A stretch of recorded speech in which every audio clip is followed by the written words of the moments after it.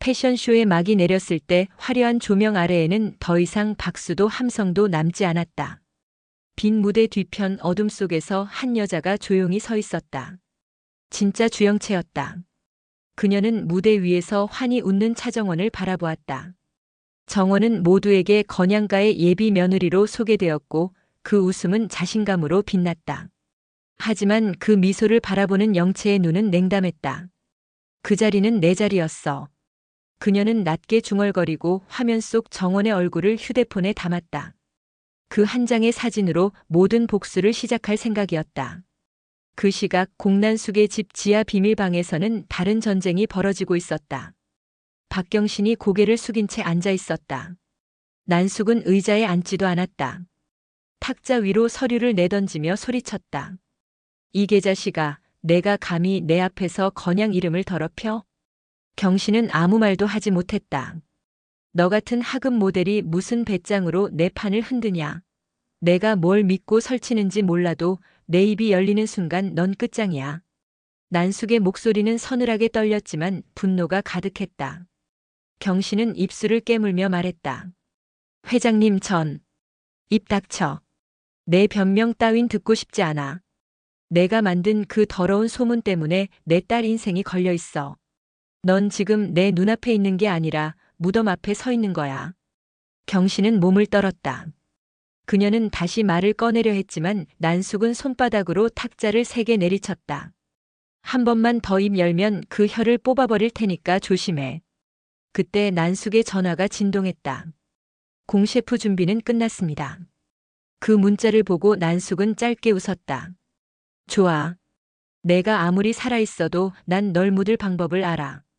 다음 날 아침 차정원은 아버지의 세탁 소문을 열고 들어섰다. 낡은 다리미 냄새가 코끝을 스쳤다. 차기범은 고개를 들어 딸을 바라보았다. 아침부터 웬일이냐? 정원은 억지로 웃었다. 그냥 세탁소 냄새가 그리워서요. 기범은 미소를 지었다. 요즘 뉴스 보니까 내 이름이 많이 오르내리던데 괜찮냐? 괜찮아요. 하지만 아빠 혹시 누가 와서 뭐 물어보면 절대 대답하지 마세요. 그게 무슨 소리냐? 아무도 믿으면 안 돼요. 기범은 잠시 정원을 바라보다가 조용히 말했다. 정원아, 나는 내가 무슨 일을 하든 응원하지만 내가 위험한 길로 가고 있는 건 아닌지 걱정된다. 정원은 고개를 숙였다. 아빠, 이제 제가 아빠를 지킬게요.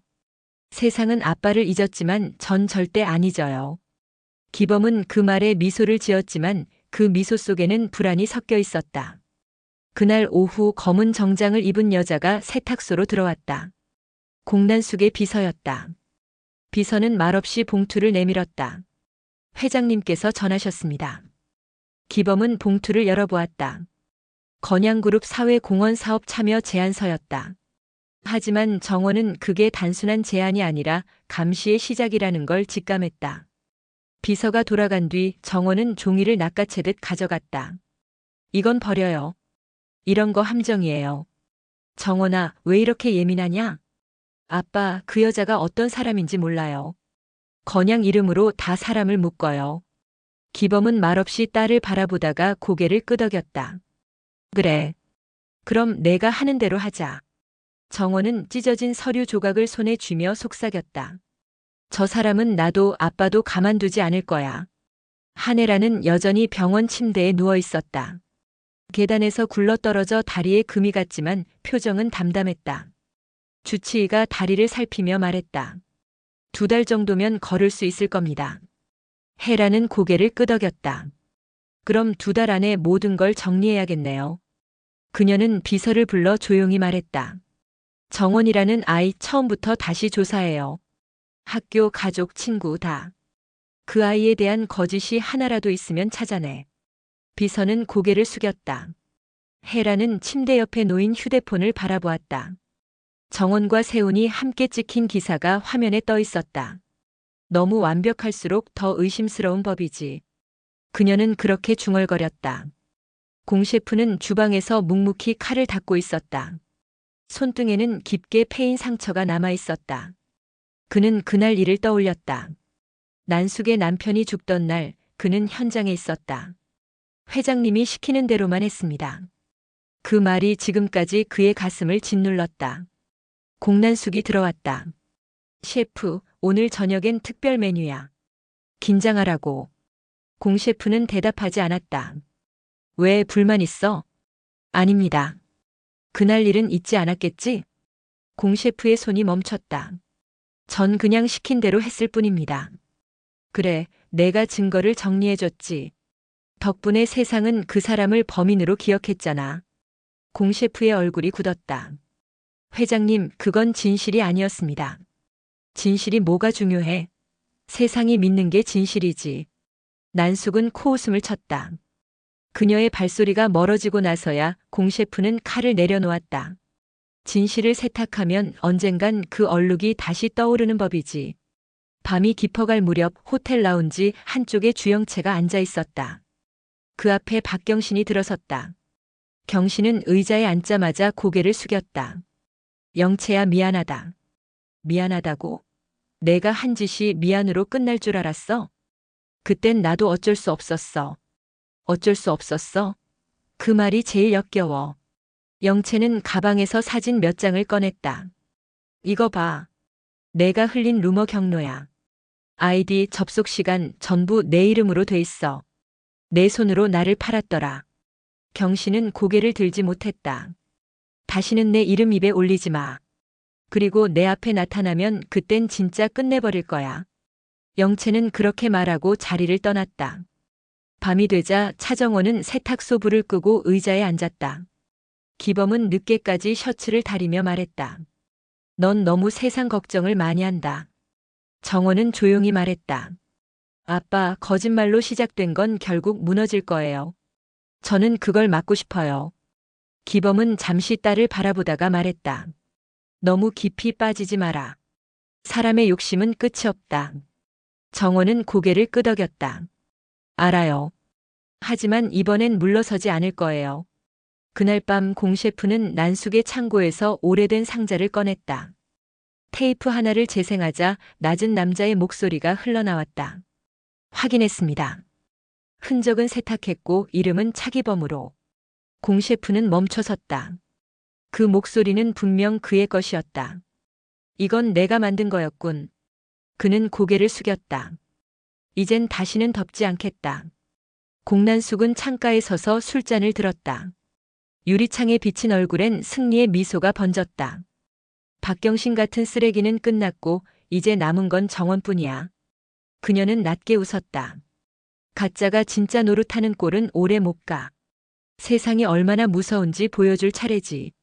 정원은 세탁소 간판을 바라보며 중얼거렸다. 이제 거짓말을 끝낼 때가 왔어요. 비가 천천히 내리고 있었다.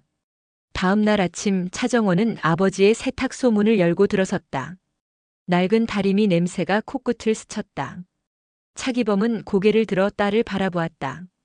아침부터 웬일이냐? 정원은 억지로 웃었다. 그냥 세탁소 냄새가 그리워서요. 기범은 미소를 지었다. 요즘 뉴스 보니까 내 이름이 많이 오르내리던데 괜찮냐? 괜찮아요. 하지만 아빠, 혹시 누가 와서 뭐 물어보면 절대 대답하지 마세요. 그게 무슨 소리냐? 아무도 믿으면 안 돼요. 기범은 잠시 정원을 바라보다가 조용히 말했다. 정원아, 나는 내가 무슨 일을 하든 응원하지만 내가 위험한 길로 가고 있는 건 아닌지 걱정된다. 정원은 고개를 숙였다. 아빠, 이제 제가 아빠를 지킬게요. 세상은 아빠를 잊었지만 전 절대 안 잊어요. 기범은 그 말에 미소를 지었지만 그 미소 속에는 불안이 섞여 있었다. 그날 오후 검은 정장을 입은 여자가 세탁소로 들어왔다. 공난숙의 비서였다. 비서는 말없이 봉투를 내밀었다. 회장님께서 전하셨습니다. 기범은 봉투를 열어보았다. 건양그룹 사회공헌 사업 참여 제안서였다. 하지만 정원은 그게 단순한 제안이 아니라 감시의 시작이라는 걸 직감했다. 비서가 돌아간 뒤 정원은 종이를 낚아채듯 가져갔다. 이건 버려요. 이런 거 함정이에요. 정원아, 왜 이렇게 예민하냐? 아빠, 그 여자가 어떤 사람인지 몰라요. 건양 이름으로 다 사람을 묶어요. 기범은 말없이 딸을 바라보다가 고개를 끄덕였다. 그래. 그럼 내가 하는 대로 하자. 정원은 찢어진 서류 조각을 손에 쥐며 속삭였다. 저 사람은 나도 아빠도 가만두지 않을 거야. 한혜라는 여전히 병원 침대에 누워 있었다. 계단에서 굴러떨어져 다리에 금이 갔지만 표정은 담담했다. 주치의가 다리를 살피며 말했다. 2달 정도면 걸을 수 있을 겁니다. 혜라는 고개를 끄덕였다. 그럼 2달 안에 모든 걸 정리해야겠네요. 그녀는 비서를 불러 조용히 말했다. 정원이라는 아이 처음부터 다시 조사해요. 학교, 가족, 친구 다. 그 아이에 대한 거짓이 하나라도 있으면 찾아내. 비서는 고개를 숙였다. 혜라는 침대 옆에 놓인 휴대폰을 바라보았다. 정원과 세훈이 함께 찍힌 기사가 화면에 떠 있었다. 너무 완벽할수록 더 의심스러운 법이지. 그녀는 그렇게 중얼거렸다. 공 셰프는 주방에서 묵묵히 칼을 닦고 있었다. 손등에는 깊게 패인 상처가 남아 있었다. 그는 그날 일을 떠올렸다. 난숙의 남편이 죽던 날 그는 현장에 있었다. 회장님이 시키는 대로만 했습니다. 그 말이 지금까지 그의 가슴을 짓눌렀다. 공난숙이 들어왔다. 셰프, 오늘 저녁엔 특별 메뉴야. 긴장하라고. 공 셰프는 대답하지 않았다. 왜 불만 있어? 아닙니다. 그날 일은 잊지 않았겠지? 공 셰프의 손이 멈췄다. 전 그냥 시킨 대로 했을 뿐입니다. 그래, 내가 증거를 정리해줬지. 덕분에 세상은 그 사람을 범인으로 기억했잖아. 공 셰프의 얼굴이 굳었다. 회장님, 그건 진실이 아니었습니다. 진실이 뭐가 중요해? 세상이 믿는 게 진실이지. 난숙은 코웃음을 쳤다. 그녀의 발소리가 멀어지고 나서야 공 셰프는 칼을 내려놓았다. 진실을 세탁하면 언젠간 그 얼룩이 다시 떠오르는 법이지. 밤이 깊어갈 무렵 호텔 라운지 한쪽에 주영채가 앉아 있었다. 그 앞에 박경신이 들어섰다. 경신은 의자에 앉자마자 고개를 숙였다. 영채야, 미안하다. 미안하다고? 내가 한 짓이 미안으로 끝날 줄 알았어? 그땐 나도 어쩔 수 없었어. 어쩔 수 없었어? 그 말이 제일 역겨워.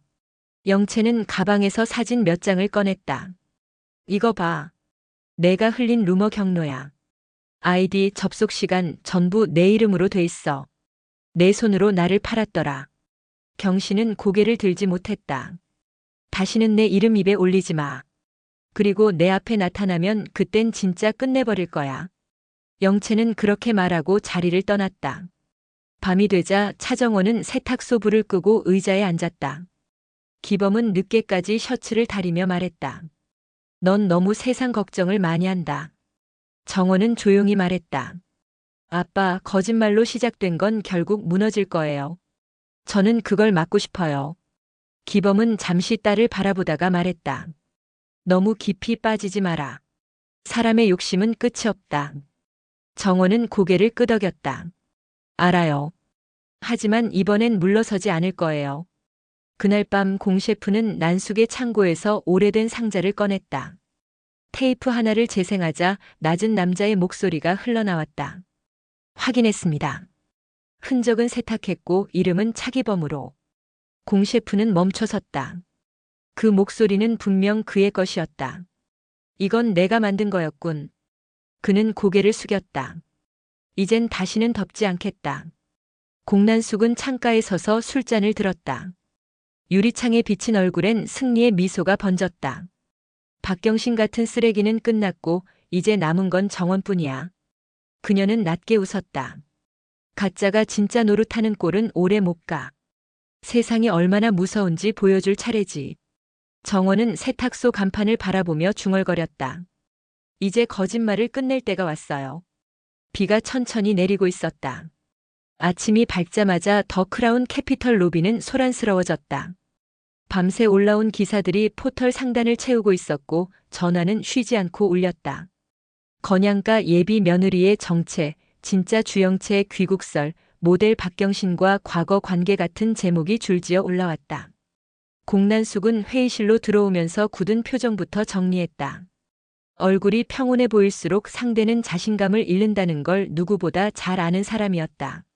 문이 닫히자마자 혀끝은 차갑게 나를 세웠다.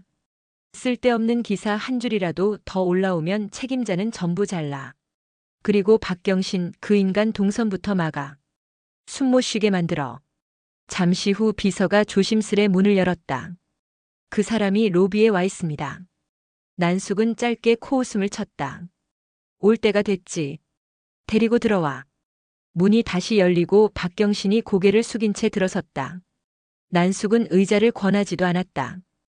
여기 앉을 자격이 있다고 생각해? 내가 어제 흘린 것들, 그 더러운 냄새 다 알아. 경신이 반사적으로 고개를 들었다. 저는 입 닥쳐. 변명하면 더 구려져. 너 같은 잡놈 때문에 내 딸 이름이 장난감이 됐어. 넌 오늘부터 모델도 못하고 방송 섭외도 못 받아. 내 얼굴이 카메라 앞에 다시 뜨는 날이 내 인생 마지막이야. 목소리는 낮았지만 한마디 한마디에 독이 스며 있었다. 경신의 어깨가 눈에 띄게 내려앉았다. 다시는 우리 쪽 사람 주변 얼씬도 하지 마. 정원 앞도 막아. 내가 만든 소문을 내 입으로 주워 담으라고 하면 차라리 내 혀부터 잘라버릴 테니까. 그가 삐걱거리며 나가자 난숙은 비서를 향해 손짓했다.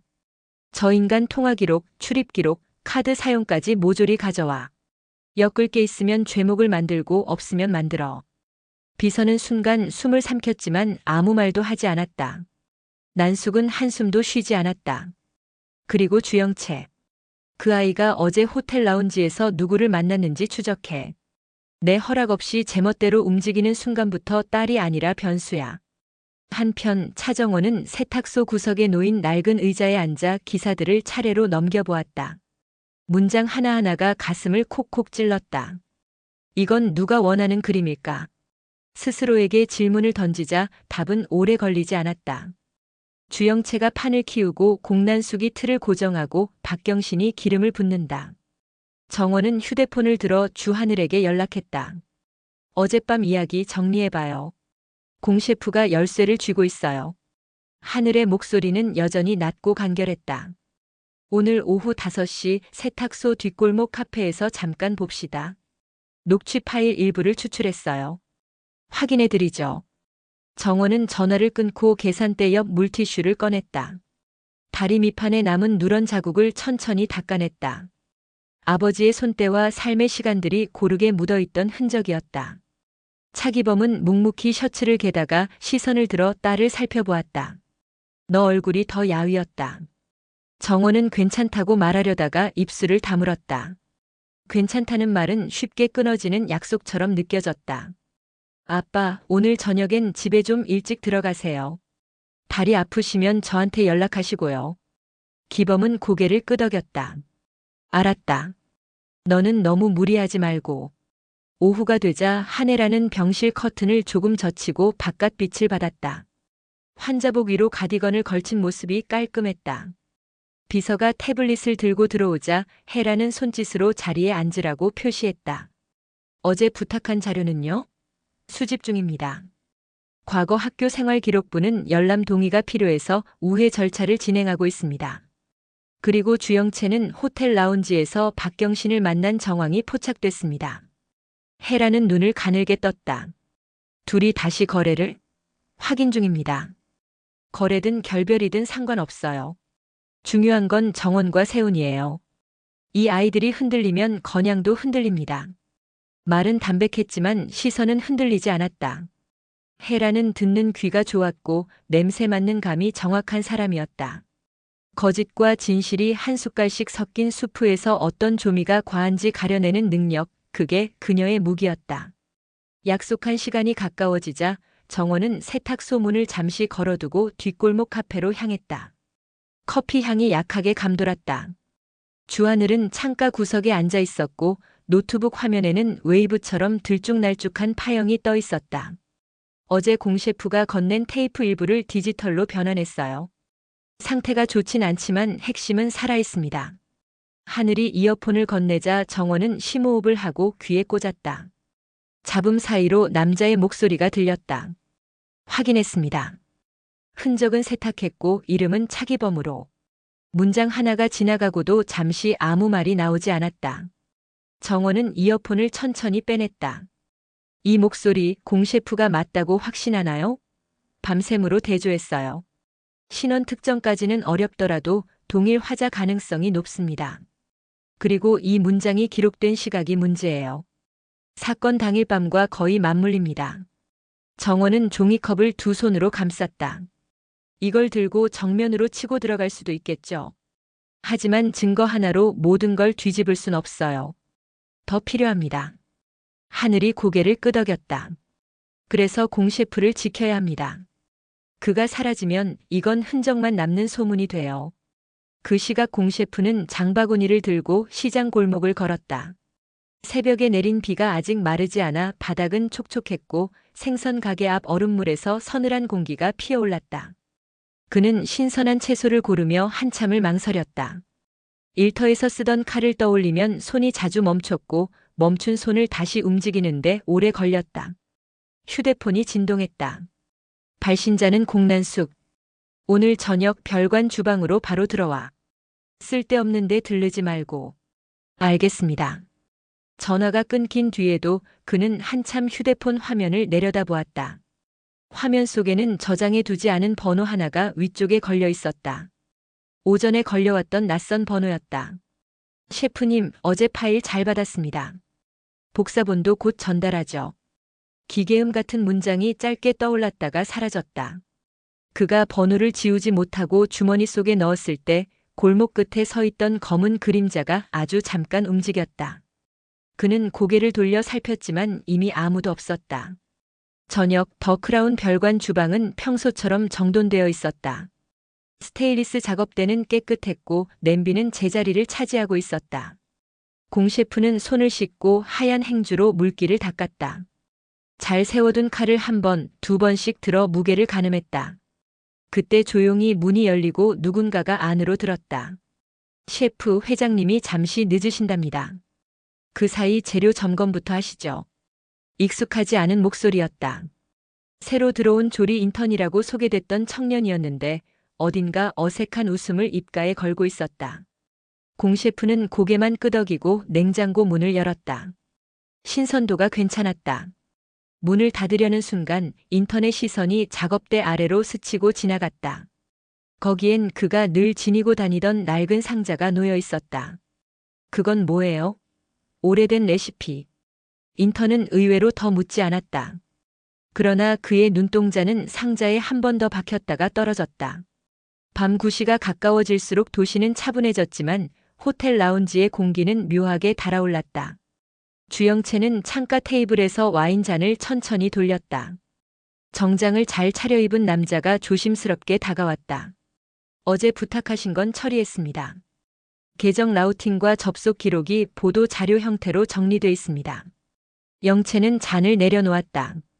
믿기는 충분해. 때는 내가 정할 거야. 정확히 누구를 겨냥하실 건지요? 배신자는 이미 맛을 봤고 이제 가짜가 무대에서 내려올 차례지. 남자는 더 묻지 않았다. 영채는 어둠 속에 잠긴 거리를 내려다보며 속으로 말했다. 그가 내 남자가 아니어도 괜찮아. 다만 내 이름을 내가 지켜야 해. 세탁소로 돌아온 정원은 계산대 서랍을 열어 오래된 가족 사진을 꺼냈다. 바짝 마른 셔츠 사이로 손끝에 닿는 종이 감촉이 낯설지 않았다. 사진 속 어린 정원의 미소가 밝았다. 곁에 서 있는 아버지는 땀이 마르지 않은 듯 이마에 윤기가 있었다. 아빠의 이름을 더럽힌 사람이 누군지 이제 가까워지고 있다. 혼잣말을 하고 있자니 문이 열리며 주하늘이 들어왔다. 늦게 찾아와 죄송합니다. 하나 더 보여드릴 게 있어요. 하늘은 봉투 하나를 꺼내 정원 앞에 놓았다. 봉투 안에는 출력된 교환 문자와 호출 기록 일부가 들어있었다. 공 셰프 번호로 오간 메시지입니다. 오늘 낮에 모르는 발신자에게서 파일 복사본 얘기를 받았어요. 셰프가 우리에게 준 테이프 외에 어딘가 또 다른 경로로 흘러들어간 것 같습니다. 정원의 손이 봉투를 쥔 채 멈췄다. 누가 왜? 하늘은 고개를 약간 저었다. 둘 중 하나겠죠. 그를 지키려는 누군가 혹은 그를 미끼로 쓰려는 누군가. 그 순간 정원의 휴대폰이 울렸다. 발신자 이름이 뜨지 않았다. 말씀하세요. 짧은 정적 뒤 낮은 목소리가 흘렀다.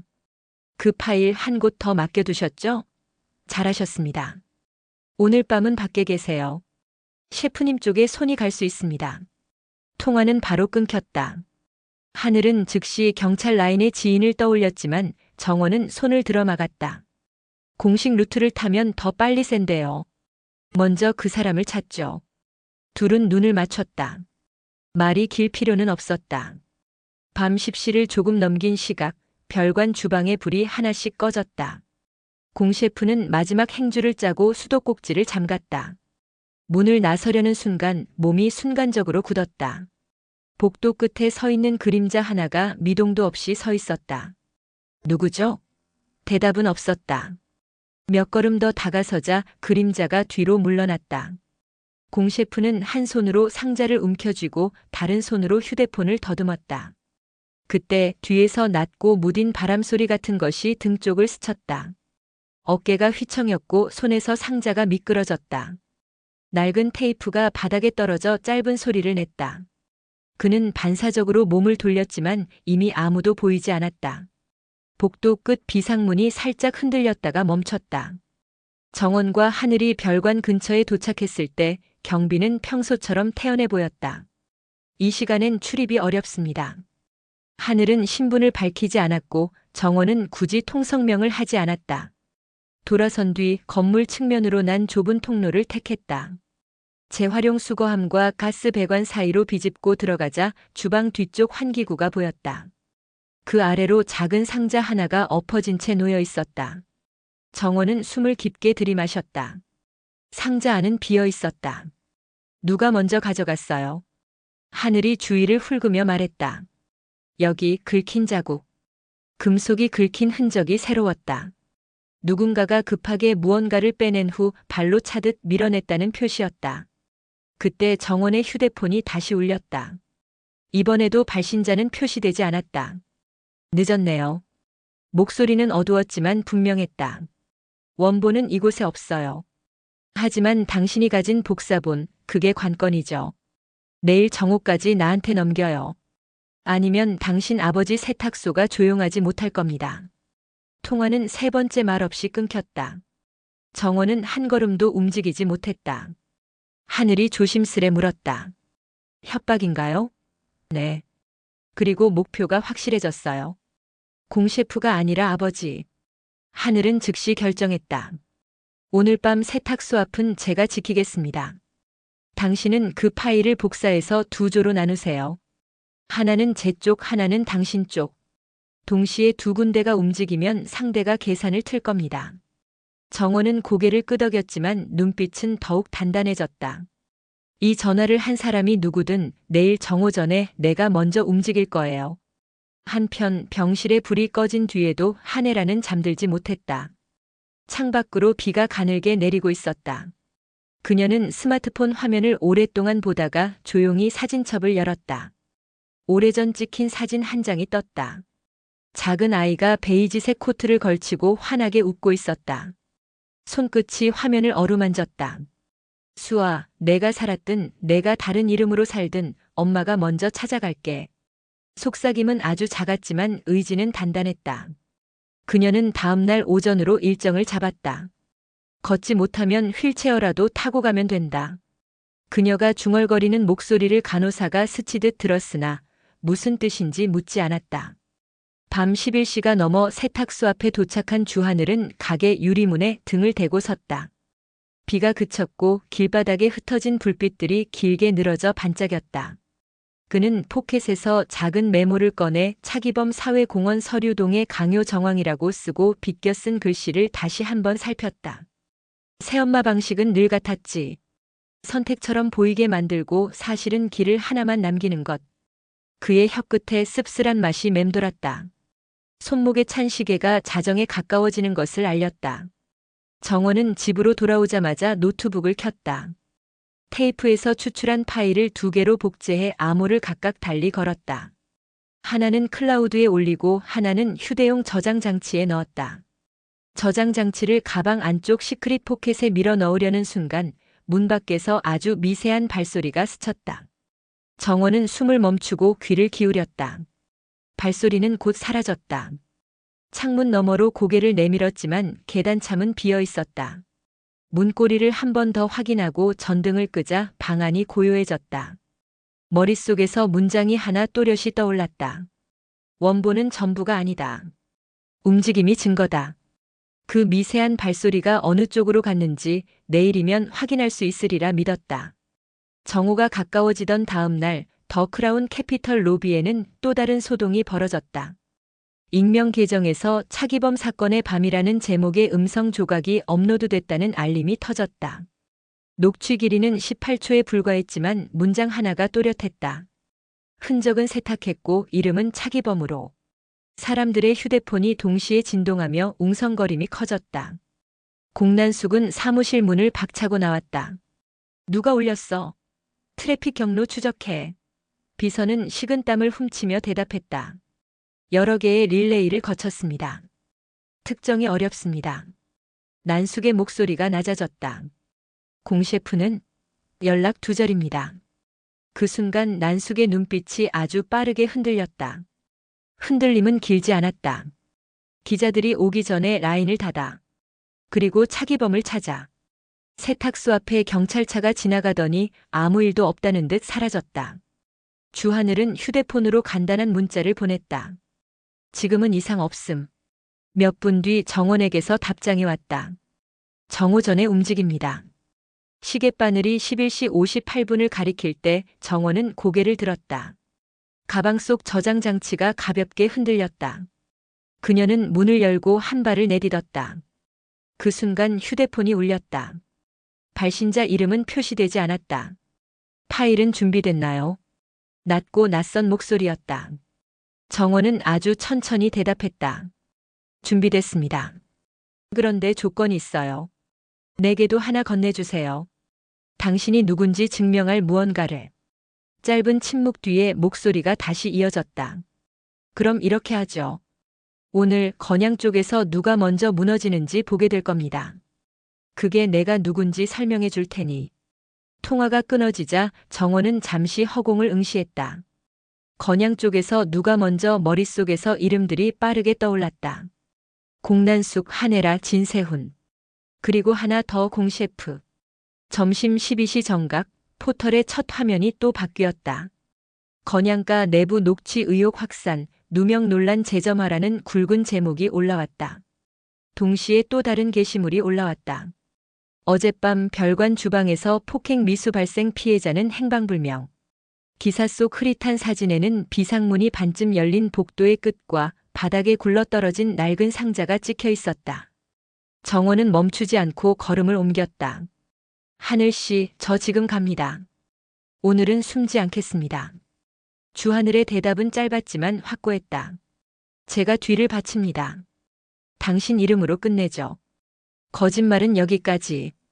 바람이 부드럽게 불었다. 간판 위 흰 천이 한번 크게 흔들렸다가 가라앉았다. 도시의 소음은 여전했지만 그 소음 사이로 아주 작은 균열 소리가 들려오는 듯했다. 세탁된 진실 위에 얹혀있던 먼지가 흔들리고 틈 사이로 원래의 색이 서서히 드러나는 소리. 정원은 가방끈을 단단히 잡았다. 아빠, 이제부터는 제가 앞장설게요. 그녀의 발걸음이 한층 빨라졌다.